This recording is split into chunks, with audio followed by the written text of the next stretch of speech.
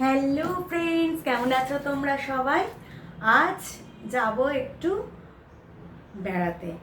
আর যথারীতি তোমরা জানোই যে যাওয়ার একদম লাস্ট মোমেন্টে আমার প্যাকিং হয়। বাড়ি থেকে বেরোবো 8:30টায়, এখন বাজে বিকেল 4:30। দেখিয়ে দিই তোমাদের একবার, দাঁড়াও দাঁড়াও দাঁড়াও দাঁড়াও, যা অবস্থা দেখো। 4:30 বাজে এখন, আমার প্যাকিং চলছে। আর এমন সকাল থেকে আজকে ব্যতিব্যস্ত অবস্থা। এই দেখো সব মানে এমনিতে রেডি করে নিয়েছি, সব খাটের উপরে রাখাই আছে, জাস্ট এবার সুটকেসে ঢোকানোর। মানে আজকে এক একটা দিন যায় না যে ভীষণ হ্যাপাজার্ট হয়, আজকে সেরকমই একটা দিন। একের পর এক বিভ্রাট ঘটছে খালি। মানে যে একটা শাড়ি নিয়ে যাব ভেবেছিলাম, সেই দিনই দেখলাম আলমারিতে শাড়িটা, আজকে পুরো আলমারি তোলপাড়, শাড়িটা খুঁজে পেলাম না।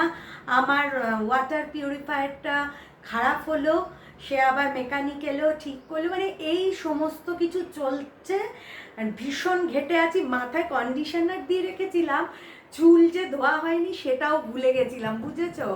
মানে এই যে সব টাল করে রাখা জিনিসপত্র এবার সুটকেসে সব ঢোকাতে হবে। পিঠ কোমর একদম ব্যথা।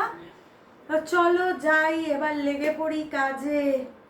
আর ভালো লাগে না, ঘুরতে যেতে ভালো লাগে, কিন্তু এই যাওয়ার আগে প্যাকিং, আবার এসে সব আনপ্যাক করে সব জায়গায় রাখা, এই দুটো করতে যে কি বিরক্তি লাগে। তার উপর আলমারি পুরো ঘেটে ফেলেছি, এখনো ঘরে খাটের উপর বিস্তর জামা কাপড় ছড়িয়ে আছে। হায়, আমি যে কি করে কি করব বুঝতে পারছি না। যাই হোক, 4:30 বাজে, আর একটুও দেরি করা যাবে না, তাড়াতাড়ি করে কাজে লেগে পড়ি, তাই না? না হলে দেখা যাবে ট্রেন টাটা বাই বাই করে আমাকে ছেড়ে রেখে পালিয়ে যাবে, আমি পড়ে থাকবো, আমার আর যাওয়া হবে না। তাহলে চলো এই যে প্যাকিংটা সেরে ফেলি। টা টা, দেখা হচ্ছে পরে।